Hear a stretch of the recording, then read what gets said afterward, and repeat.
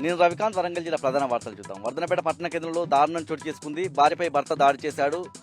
కత్తితో భార్య గొంతు కోశాడు. అదృష్టొచ్చినటువంటి మామపై కూడా దాడి చేశాడు.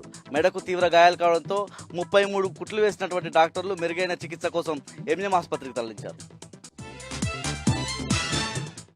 మరో ప్రధాన వార్త చూసినట్టయితే పెండింగ్ బిల్లులు చెల్లించాలని చెప్పి నర్సంపేట నియోజకవర్గంలోని 7 మండలాలకు సంబంధించినటువంటి మాజీ సర్పంచ్లంతా వరంగల్ కలెక్టరేట్ను ముట్టడించే ప్రయత్నం చేశారు. ఈ క్రమంలోనే అడ్డుకున్నటువంటి పోలీసులు దీంతో అక్కడ ఉన్నటువంటి పరిస్థితులన్నీ కూడా ఉద్రిక్తంగా మారాయి. ముఖ్యంగా కాంగ్రెస్ ప్రభుత్వం అధికారంలోకి వచ్చినప్పటి నుంచి ఈ పెండింగ్ బిల్లులను చెల్లించడంలో విఫలమైందని, కాంగ్రెస్ మొండి వైఖరి నశించాలని అక్కడ ఉన్నటువంటి మాజీ సర్పంచ్లంతా కూడా నినాదాలు చేశారు. హన్మకొండ జిల్లా ప్రధాన వార్తలు చూద్దాం. హన్మకొండ జిల్లా బీఆర్ఎస్ పార్టీ కార్యాలయంలో బీఆర్ఎస్ శ్రేణులు కొండా లక్ష్మణ్ బాపూజీ జయంతి సందర్భంగా ఆయన చిత్రపటానికి పూలమాలలు వేసి నివాళులర్పించారు. మరోవైపు పరకాల నియోజకవర్గ కేంద్రంలో కొండా లక్ష్మణ్ బాపూజీ విగ్రహానికి పూలమాలలు వేసి మాజీ ఎమ్మెల్యే చల్లా ధర్మారెడ్డి నివాళులర్పించిన సందర్భం అయితే మనకు కనిపించింది.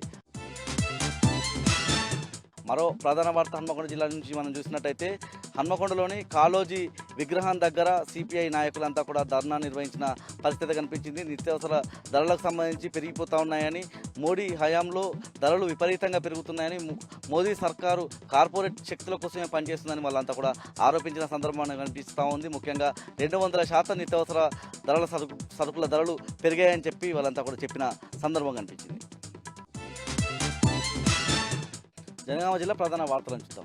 జనగామ జిల్లా కలెక్టరేట్లో ఏసీబీ దాడులు నిర్వహించింది. ఈ క్రమంలో R&B ఈఈ సహా టెక్నికల్ అసిస్టెంట్ 14,000 లంచం తీసుకుంటూ పట్టుబడ్డ పరిస్థితి కనిపించింది.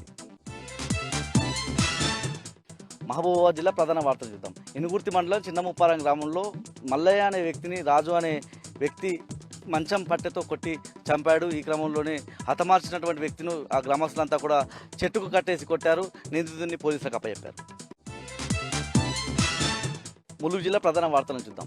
తాడ్వాయి మండలం దామరవాయి అటవీ ప్రాంతంలో నిన్న అర్ధరాత్రి పోడు చేస్తున్నటువంటి జేసీబీని అటవీశాఖ అధికారులు పట్టుకున్నారు. ఈ క్రమంలోనే ఆ జేసీబీని తీసుకొని వెళ్తుండగా ఆ జేసీబీ యజమాని ఇద్దరు అటవీశాఖ అధికారులపై రాడ్లతో జారీ చేసిన సందర్భం కనిపిస్తుంది. వాళ్ళిద్దరిని కూడా హన్మకొండలోని ప్రైవేట్ హాస్పిటల్కి తరలించి చికిత్స అందిస్తున్నారు.